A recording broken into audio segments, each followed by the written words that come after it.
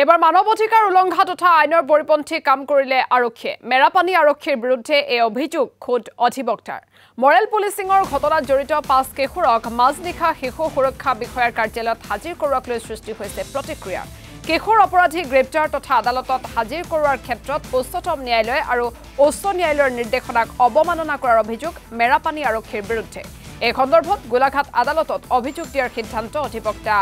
ঋতুপল্লৱ শইকীয়াৰ আজি আপোনাৰ দেখিছে চাগে এটা নিউজ এটা প্ৰচাৰিত হৈছিলে মানে সামাজিক মাধ্যমত যে মেৰাপানীৰ এটা দলবদ্ধ আক্ৰমণৰ ঘটনা সংঘটিত হৈছিলে এই ঘটনা সংঘটনত মেৰাপানী আৰক্ষীয়ে ৫জন কিশোৰ অপৰাধীক আটক কৰিছিলে আৰু আটক কৰাৰ পিছত আপুনি গম পাই যোনটো কোৰ্টৰ নিয়ম মতে তেখেতৰ হৈছে আপোনাৰ কিশোৰ অপৰাধী আৰু এতিয়া আপোনাৰ সময় হৈছে প্ৰায় আঢ়ৈটা সময় ৰাতি ২:৩০ বাজিছে তেওঁলোকক বহুত নিশা এই পলমকৈ তেখেতসকলৰ এতিয়া এই আপোনাৰ শিশু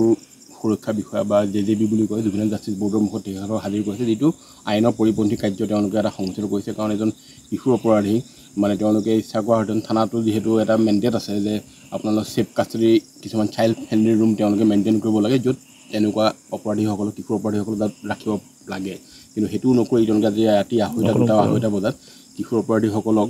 এনেকৈ আপোনাৰ প্ৰডিউচ কৰি পেলাই তেওঁলোকৰ মানৱ অধিকাৰ ক্ষুণ্ণ কৰিছে কোনে কৰিছে কামটো এইটো আৰক্ষীৰ দ্বাৰাই হৈছে কাৰণ তেওঁলোকৰ ওচৰত যথেষ্ট সময় আছিলে কাৰণ আজি দেখিছে আপুনি নিউজটো বা সমগ্ৰ ঘটনা যদি দিনৰ ভাগতে আৰু আমি গম পোৱা মতে গোটেই ঘটনাটো আপোনাৰ শনিবাৰৰ ঘটনা তো আজি এতিয়াতো মানে সোমবাৰ ৰাতিপুৱাব হ'ল কাৰণ যথেষ্টখিনি সময় পাইছিলে তাৰখিনি বাদ দি পেলাই তেওঁলোকৰ চূড়ান্ত গাফিলতি যে ইমান দেৰিকৈ তেওঁলোকে এই কিশোৰ অপৰাধীকেইজন ৰাতি ২:৩০ বজাত মানে আপোনাৰ হাজিৰ কৰাইছে মহানগৰ